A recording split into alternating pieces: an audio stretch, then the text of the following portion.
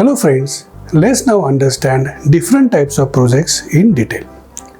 What are the different types of projects and what are the key differences between each of these different types of projects?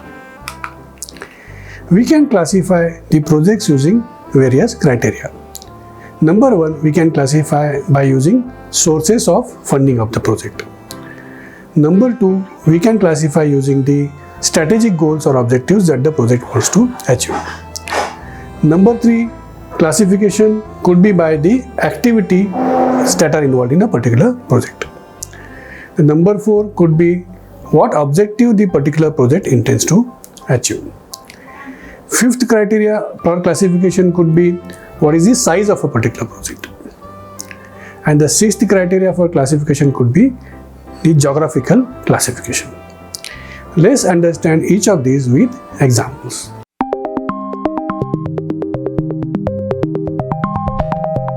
So first criteria, by using the sources of funding, we can classify projects into public projects, private projects, and public-private partnership or PPP projects. Public projects are undertaken by public authorities, for example, the central government, which will typically, let's say, undertake defense projects. State government, which might undertake projects like setting up of a dam in a state, or for example, building a road in a particular state, or a municipal level project, for example, setting up a water purification plant. So defense, security, typically the central government matters. These projects are undertaken by central government, maybe setting up an airport for military, sort of airplanes, obviously a central government undertaking. State government, typically, let's say education institutions, they might get involved in, they will get involved in, let's say, activities like building of roads within the state. Some of these could be central as well as state government undertakings. Typically nowadays, road constructions, highway constructions are happening in partnership with various governments. These focus on the government responsibilities. Government, there are certain domains in which government has a monopoly. They should be there, like for example, national defense, security, law and order, right? Developing of the infrastructure. And the social cost benefit analysis is one of the very important tools that is used to justify the investment in these particular projects. By itself, these projects may not be profitable, right? If you just apply the criteria that the private organizations use. So you have to look at the benefit that the entire society receives. For example, it may generate, for example, a job for the society, right? So that is one of the key benefits when these kind of projects are justified. The second, the private projects, right? Which are typically undertaken by the companies which are existing for profit. So profit is the key motive in undertaking the projects in the private domain. But they require medium to long-term planning. The profits may not happen immediately, right? Profit doesn't mean that you are talking only about profit today. You might invest today, and typically in capital budgeting or project, you invest today or in the near future for benefits that happen over the long term. So a lot of planning has to be involved, and various financing tools and techniques have to be used to justify the investment. For example, you might look at payback period, discounted payback period, net present value.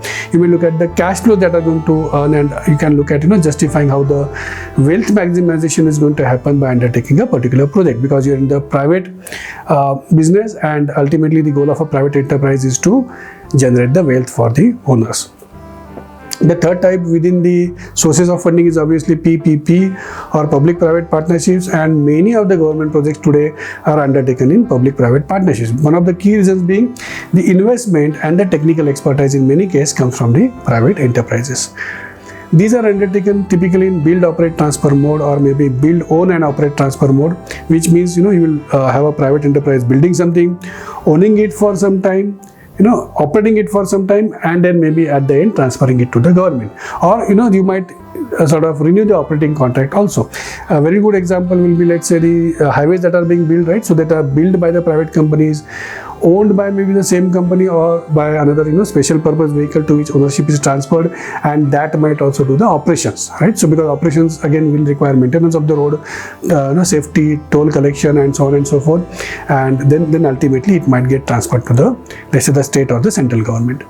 So These also require long-term planning. These projects are not typically, PPP projects are typically that require significant investment. That's why government is partnering with the private enterprises. The bifurcation of role and responsibilities between the public, the central government, state government, or municipality, and the private, sort of business partner or collaborator has to be very, very clear. How the recovery has to happen. For example, how much toll or user fees will be charged. Let's say it's an airport or maybe it's a road, and then how the entire cash flows are going to be bifurcated between the government and the private partner. Right? So those things have to be very well worked out. The second important criteria on the basis of which you may classify the projects is by the strategic goals that are required, sort of aim to be achieved by undertaking that particular undertaking. So you might be undertaking a balancing project. So, you have a production capacity, but it is being constrained because, in the entire production process, at one particular stage, your production capacity is low. So you are able to manufacture, let's say, 6,000 products in a day.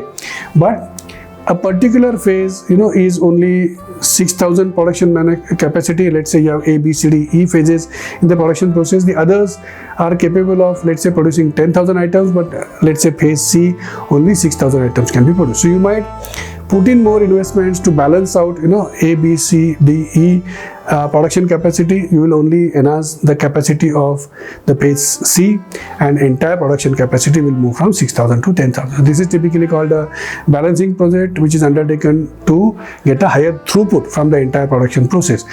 You might also undertake a balancing project to do the backward or the forward integration.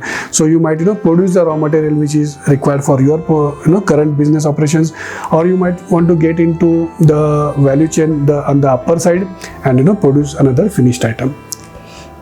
The second type of strategic sort of goal of a project could be the modernization. So you have now new improved technology available in the market, which can better process available in the market for producing maybe the same set of goods, but better quality at a low cost, more efficiently, highly productive, right? So you might modernize your, let's say, plant and machinery.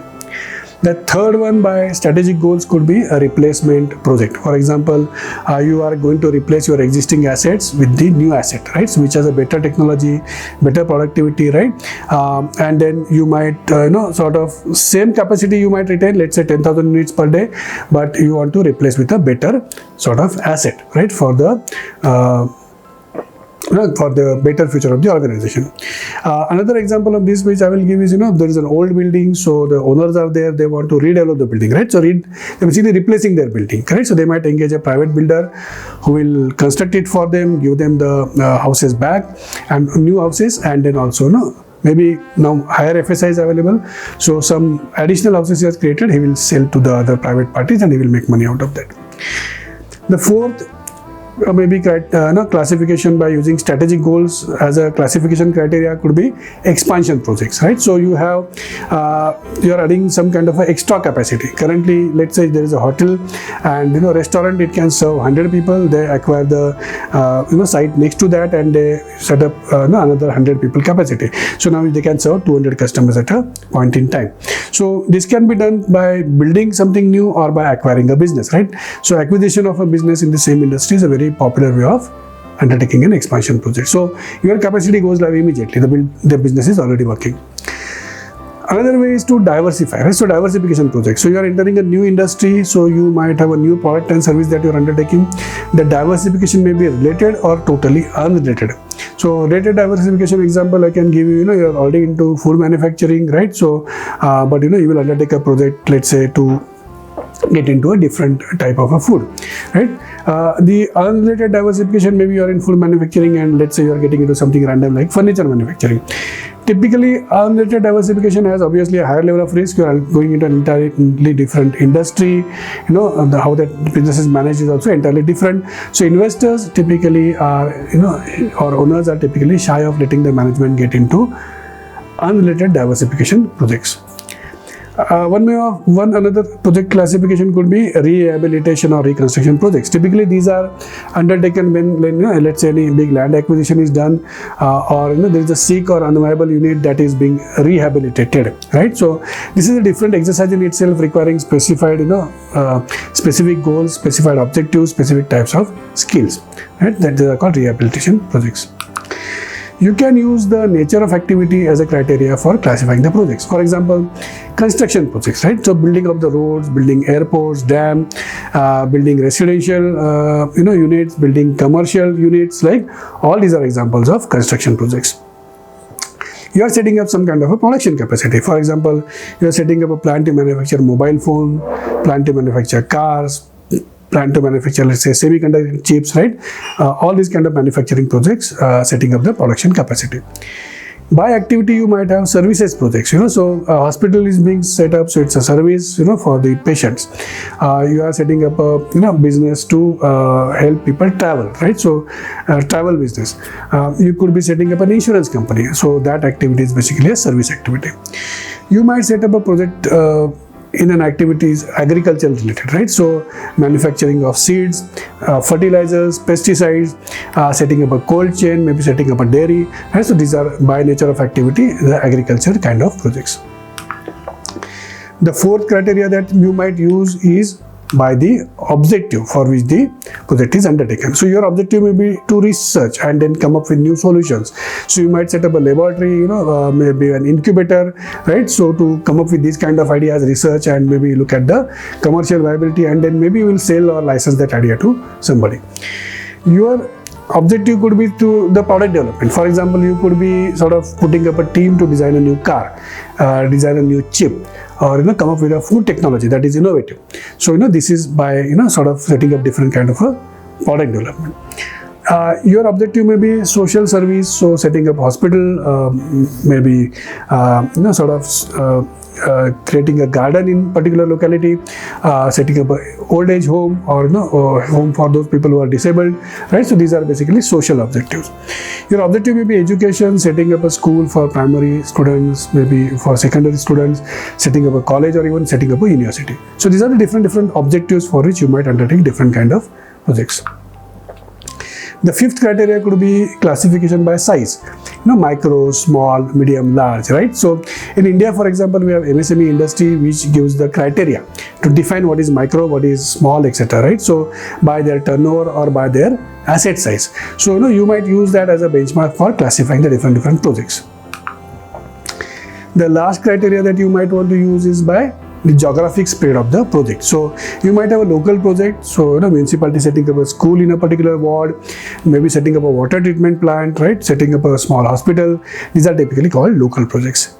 You might have state level or national level projects like railway, typically going across state boundaries, airports being set up to manage travel of people across the states, or even internationally, or maybe you are setting up highways. The third classification could be international projects. So for example, the project to lay undersea cables through which all this internet traffic is going, an international airport, or maybe I think I gave this example earlier also, Interpol, the international police taking up some kind of a project, and it is by nature very international because they are therefore coordinating activities between various law enforcement authorities across the globe.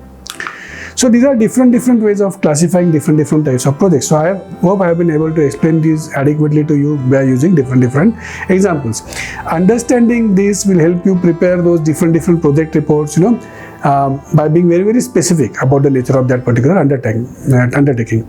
Also, this will help you prepare a very strong business case for investment in that particular project. Hope you found this video interesting and useful. If yes, please do like this video, share it with your friends, and also subscribe to my channel. Thank you very much and take care.